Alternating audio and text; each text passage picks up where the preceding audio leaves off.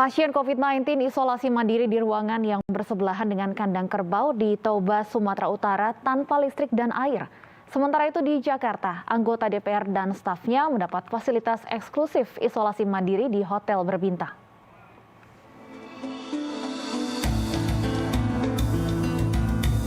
Inilah tempat isolasi pasien COVID-19 di Desa Bulu Silape, Silain, Toba, Sumatera Utara. Tempat isolasi yang berdampingan dengan kandang kerbau ini jugalah yang menjadi tempat isolasi pasien COVID-19 yang dipukuli warga pekan lalu. Di ruang isolasi ini tidak ada fasilitas seperti lampu, listrik, dan air. Pasien mengaku tidak betah dan tidak merasa aman, sehingga kabur dari tempat isolasi. Bahkan pasien mencoba memeluk bidan desa yang membujuknya kembali ke ruang isolasi. Saya coba memberanikan diri memegang tangannya, tiba-tiba dia tarik tangan saya, terus dia berusaha untuk memeluk saya. Ya saya coba menghindar, Pak. Habis itu datang masyarakat untuk membantu saya dan menolong supaya pasien ini tidak mencari keributan lagi. Tempat isolasi yang bersebelahan dengan kandang kerbau sudah disetujui oleh kepala desa, bidan desa, dan keluarga karena minimnya fasilitas.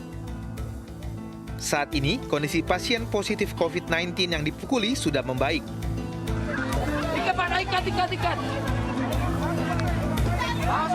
Rencananya akan dirujuk ke rumah sakit jiwa di Medan untuk konsultasi kejiwaan. Dilaporkan kepada kami bahwa ada keluarga kami yang positif. Kami datang bersama dari Polsek Silain untuk menghimbau untuk isolasi mandiri. Dan sudah dilakukan, rupanya adalah sedikit mungkin trouble di desa, sehingga kemarin hari Jumat kami bawa ke rumah sakit Persea untuk diobati COVID-nya, Pak. Keluarga pasien sudah membuat laporan ke Polres Toba mengenai pemukulan pasien. Namun pihak Polres Toba belum memberikan keterangan mengenai kelanjutan kasus. Dari Toba, Sumatera Utara, Aris Fernando, iNews melaporkan.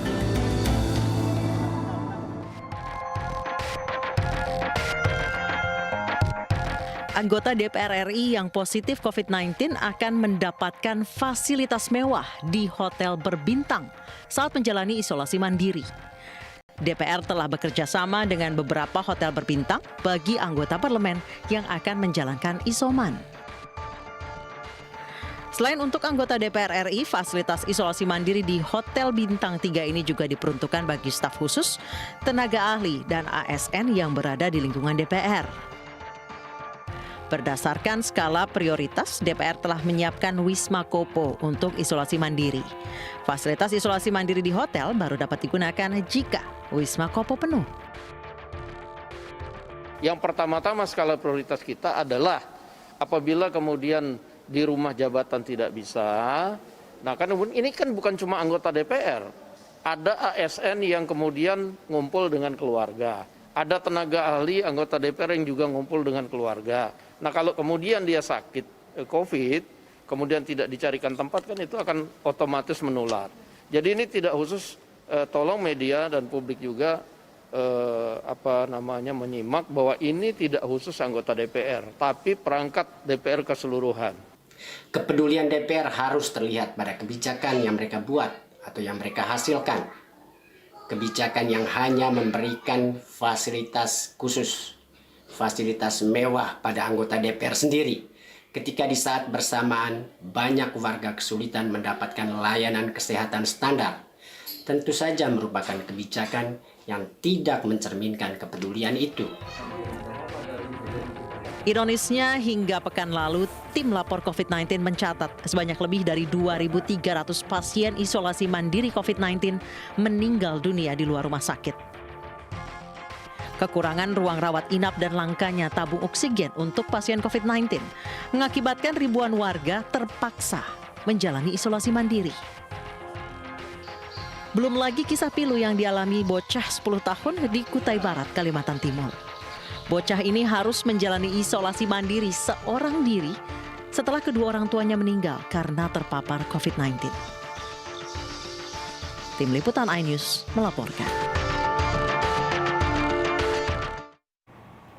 Pemirsa, anggota DPR beserta stafnya mendapat hotel mewah untuk tempat isolasi positif COVID-19 menjadi kontroversi. Apakah layak anggota DPR mendapatkan fasilitas tersebut di saat rakyat masih kesusahan di tengah pandemi? Kami akan membahasnya bersama Immanuel Ebenezer, Ketua Umum Jokowi Mania, Dewi Harun, psikolog, dan Ahmad Syahroni, Wakil Ketua Komisi 3 DPR. Kami sebelumnya juga telah mengundang Sekjen DPR Indra Iskandar maupun wakilnya Rosalin Rumaso untuk membahas masalah ini, namun belum merespon. Selamat sore, Bang Noel, Bang Syahroni, dan Ibu Dewi. Selamat sore, Mbak. Selamat sore. Baik, saya ingin langsung ke Bang Ahmad Syahroni terlebih dahulu. Ini penyediaan fasilitas isoman bagi anggota DPR dan stafnya mengundang pro dan kontra, mengundang banyak kritik juga. Bagaimana Anda sebagai anggota Dewan menjawab kritik ini? Yang pertama, mesti diketahui bahwa kita memang memiliki fasilitas kesehatan. Dan pada saat masa pandemik ini memang situasi tidak terkendali karena kondisinya varian Delta yang luar biasa. Tapi yang tadi saya dengar dan mungkin kita semua dengar Pak Wakil Ketua DPR menyampaikan bahwa indikasi pencemaran pandemik ini yang begitu cepat terjadi memang bukan pada anggota DPR saja, pada semua pihak yang ada.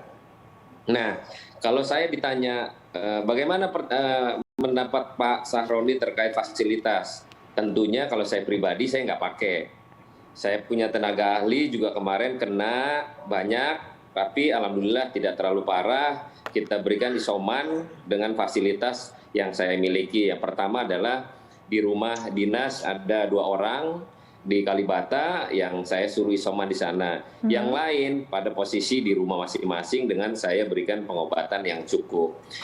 Nah, tidak semua mungkin anggota DPR menerima fasilitas yang ada. Pada prinsipnya adalah sekarang mau kaya mau miskin kalau udah kena COVID tidak dalam posisi yang lebih mewah ataupun lebih miskin, semua pada porsinya yang sama. Maka pedomannya adalah kita tetap awasi dalam kondisi yang sekarang yang ada surat edaran oleh Kesekjenan DPR, apakah mereka menerima fasilitas yang berlebihan atau tidak. Tapi pada pemikiran yang awal adalah semua fasilitas yang dimiliki oleh anggota DPR adalah memang memiliki fasilitas kesehatan yang sejak dahulu kala. Itu menurut saya. Saya ingin langsung ke Bang Noel. Bang Noel, pro kontra fasilitas isoman anggota Dewan. Anda termasuk yang pro atau yang kontra? Saya yang protes terhadap kejadian itu. Karena gini, di saat masyarakat publik dilanda ketakutan COVID, kemudian ada beberapa, sekarang kok nggak salah udah hampir 56 orang korban jiwa isoman meninggal karena tidak ada pelayanan kesehatan, kemudian karena tidak ada makan, karena kemiskinan, kemudian ada isu yang digelontorkan oleh Sekretariat Jenderal DPR RI yang tidak punya sedikit pun set of crisis, dan ini kan memilukan sekali dan melukai hati rakyat yang hari ini membutuhkan yang namanya pelayanan kesehatan itu sendiri. Dan ini saya diskusi dengan beberapa kawan saya yang kebetulan anggota Dewan, mereka nggak sepakat persis dengan apa yang disampaikan Pak Ahmad Syahroni tadi. Nah, seharusnya penolakan-penolakan ini harus menjadi perhatian publik gitu loh. Jangan sampai kesannya anggota Dewan yang mulia ini akhirnya dirusak citranya karena perilaku yang tidak baik ini. Ini menurut saya perilaku yang sangat tidak bermoral. Kenapa saat pandemik begini kita akan sama-sama ketahui bahwa anggota Dewan itu adalah jabatan yang mulia ya, karena mereka dipilih oleh rakyat melalui mekanisme demokrasi. Artinya jangan juga karena ada motivasi bisnis di balik ini semua kemudian para anggota-anggota Dewan yang dipilih oleh rakyat ini dirusak citranya karena perilaku korup itu. Janganlah, maksud saya jangan kasihlah kasih contoh yang baik ke masyarakat. Tapi Pak Ahmad Syahroni itu cukup baguslah dia menyampaikan dengan lugas bahwa saya tidak akan menggunakan fasilitas itu. Dan ini menjadi contoh yang teladan buat anggota Dewan yang lain. Dan ini mencerminkan keberpihakan anggota Dewan dalam kondisi pandemik ini. Makanya sekali lagi saya rasa Sekjen DPR itu harus dipecat, itu bahaya orang-orang kayak begitu tuh. Dan ini harus diusutnya apa maksudnya dan motivasinya. Saat orang lagi pada susah gini, harus diingat, udah banyak orang yang meninggal gara-gara isoman. karena mereka tidak ada pelayanan kesehatan. Tadi kita tonton tadi sampai isomannya di kandang kambing, kemudian ada yang meninggal di mana. Ini gimana nggak ada moralnya sedikit pun Sekretaris Jenderal DPR. Ini kan birokrat yang ngelantur menurut saya. Minta idenya dari mana? Seharusnya anggaran, kan argumentasinya anggarannya itu anggaran yang konvergensi atau apa, anggaran dari luar anggaran jalan luar negeri, nanti sudah anggaran narasumber. Baik Bang Noel, tapi Alokasikan aja seperti buat yang dilakukan Pak masyarakat. Saroni kan anggota dewan bisa memilih untuk menggunakan ataupun tidak menggunakan fasilitas yang disediakan. Nah, pilihan Mas Saroni itu adalah pilihan yang berempati buat publik. Nah, itu yang menjadi contoh yang baik. Nah, artinya sekelas Wakil Ketua Komisi 3 aja melakukan penolakan. Artinya ngapain lagi harus dilanjutkan? Jangan diklarifikasi dengan ABCDFG lah. Ini kalau tidak motivasinya bisnis, nggak ada lagi. Jangan berbisnis dalam kondisi pandemik ini, bahaya. Baik, saya ingin ke Ibu Dewi. Ibu Dewi, rasa-rasanya mungkin ini bukan pertama kalinya kita mendengar ada permintaan khusus dari para anggota dewan. Sebelumnya sempat mengemuka permintaan rumah sakit khusus, dan sebelumnya lagi pun juga ada isu terkait plat khusus untuk mobil anggota dewan. Sebenarnya apa kemudian yang membuat para wakil rakyat kita ini seolah-olah ada permintaan untuk perlakuan khusus yang diberikan? Ya, Mbak, gini. Saya dalam rangka tidak menilai misalnya benar salahnya atau kemudian tadi bagaimana mereka minta perlakuan khusus itu.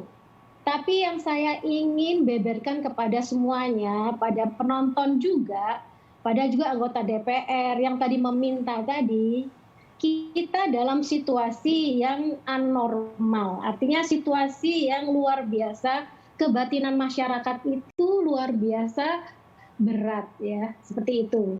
Jadi pada dasarnya DPR memang betul seperti katanya Pak Saroni punya fasilitas yang selama ini sebelumnya sudah ada misalnya rumah dinas, mobil dinas, semua segala macamnya sudah ada privilege lah anggota DPR itu.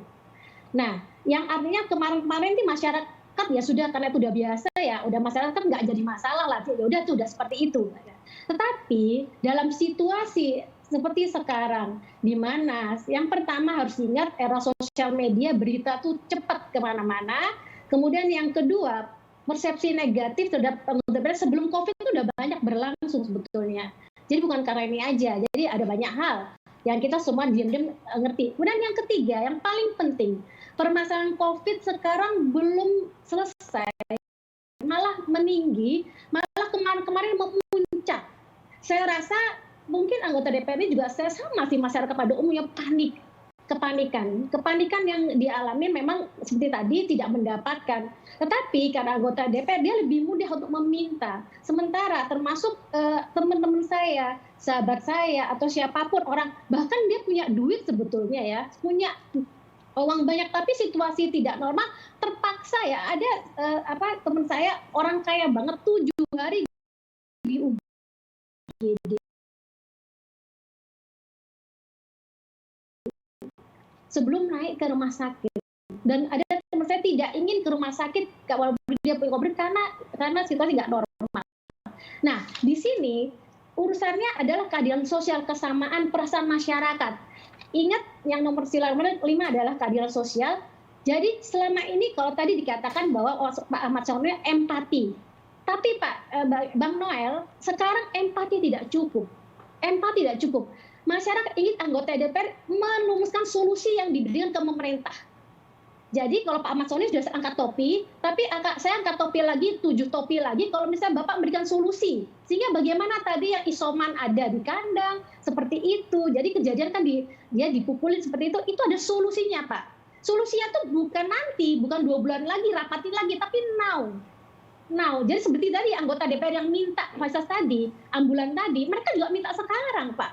Sekarang gimana? Mereka nggak minta fasilitas, nggak bisa minta misalnya harus di hotel berbintang tadi, tapi yang wajar, yang normal, yang bisa semua. Tadi saya kira nggak wajar ya di kandang kambing tadi ya Pak ya. Pak Mas Saroni minta mungkin jadi janganlah seperti itu.